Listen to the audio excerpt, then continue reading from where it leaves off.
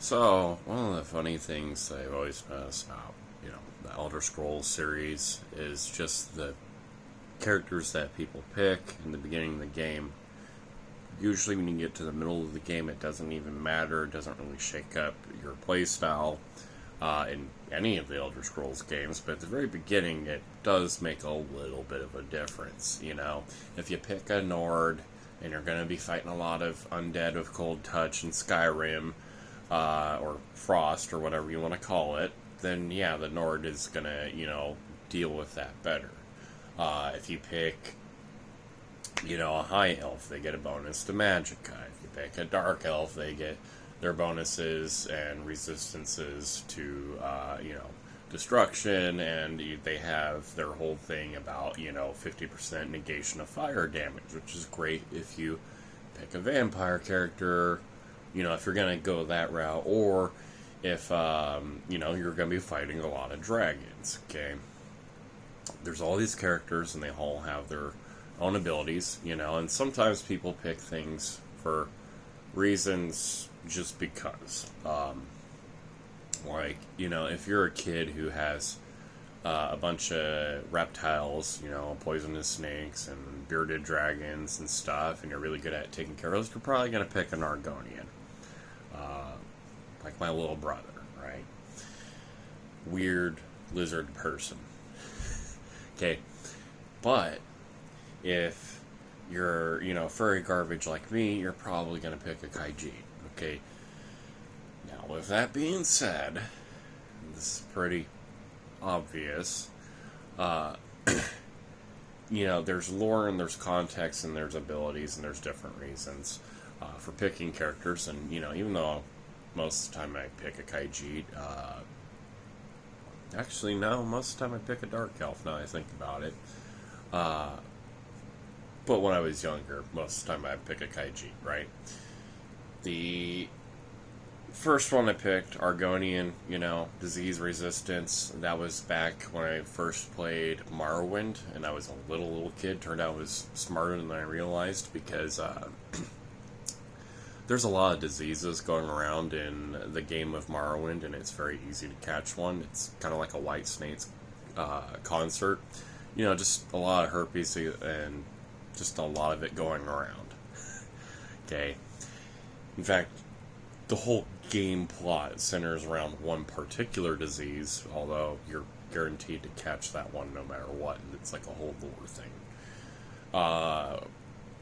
And I'm pretty sure that one's pretty eerily similar to herpes, or at least syphilis. Both, kind of, in a weird way. Yeah. Morrowind is just fucking weird. With this in mind, though, one that I never see people pick, okay? I see people pick orcs because, 2 times damage, stealth bonus works great in, Skyrim. I see people pick, high elves because they get their damage bonus and all this and that. With their magicka and, all these other things, right? I see people even pick Imperial because they tend to find more gold in jars, Unpack that one however you want, because they're also an allegory for Jewish people, and you have to really deep dive into the lore to get to that allegory, but, it's still a great character to pick, because you also have the Emperor's voice and everything, and you can just make people calm the fuck down if you accidentally kill a chicken, for example. Being able to use a ability to calm everybody down and then talk to a guard and pay off a 15 gold coin bounty is actually surprisingly useful. That actually comes up a lot. Take, for example, if you want to do the Dark Brotherhood questline, you just boop, and then you just pay off 1,000 for killing, like, the Emperor's cousin. It's kind of funny. With that being said, the one I see nobody pick is the people of Hammerfell. And look, I get that poison resistance almost never comes up unless you're, like, fighting a cave of spiders. but they have adrenaline rush. And I'm guilty of this too. I just, in my playstyles, I don't see stamina as a big deal, even though it actually is.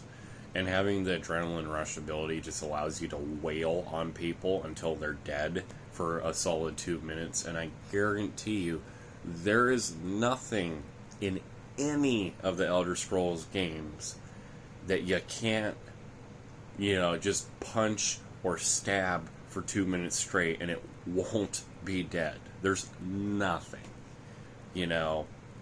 So, and here's the other thing. Adrenaline Rush is something you can activate towards the tail end of combat, where it's like, oh, I'm all out of stamina. Let me just activate this and just continue wailing on them. And here's the other thing. If you play as an orc, alright, the lore context of orcs is they're xenophobic and they worship a deity that basically hates everyone. Malakat. If you play as a high elf, okay, the context and lore of those guys is they're basically medieval Nazis. Like, just straight up. The Alvarian Dominion, yeah, those guys are Nazis. Kaiji have a problem of kind of like basically the Rodian from Star Wars, if you're familiar with the Star Wars lore, where they go out into distant lands only to be merchants, mercenaries, and thieves, and they're usually stealing shit, and they're usually a problem. They're usually creating more problems than they're solving. There are warriors and, such within their society, but it seems like when a Kaiji is around, there's usually mischief, right? And then the Argonians, super badass, but the context of them is they've dealt with years and years of slavery, so they also have years and years of prejudice towards everyone, even the people that have actually actively helped them, right? Nords are just as bad as orcs, if not worse, and they have their own conquests and agendas. And then the, Bretons and Imperials are just basically falling in line with that, right? There's some normal people out there where all they want to do is hunt and poach and, do their thing, but most of them it's, oh, glory to Talos and all this other, crap, right? And amongst themselves, there's a lot of backstabbing. True to just normal human people, there's a lot of backstabbing, okay?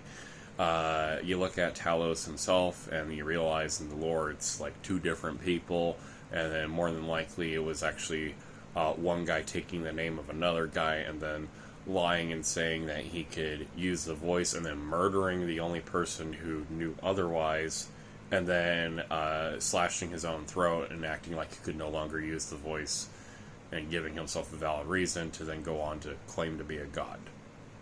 A lot of lore. A lot of context there. Or Ulfric actually following Nord custom, and that guy's a piece of shit in his own right. He's working with Alvarian Dominion. But following Nord custom and then actually having fair combat with, King Tolfred, and then them going into it, and then one of them dying and the other one being a criminal, and a whole civil war breaking out, right? Just because it would make the Empire embarrassed. Now, all of these things aside, you go through all these different groups and all their different problems, and then we get to the people of Hammerfell. We get to the Red Guard. Nobody picks them. Even though they have a great ability, their passive is not so great. Their skill set is usually fantastic.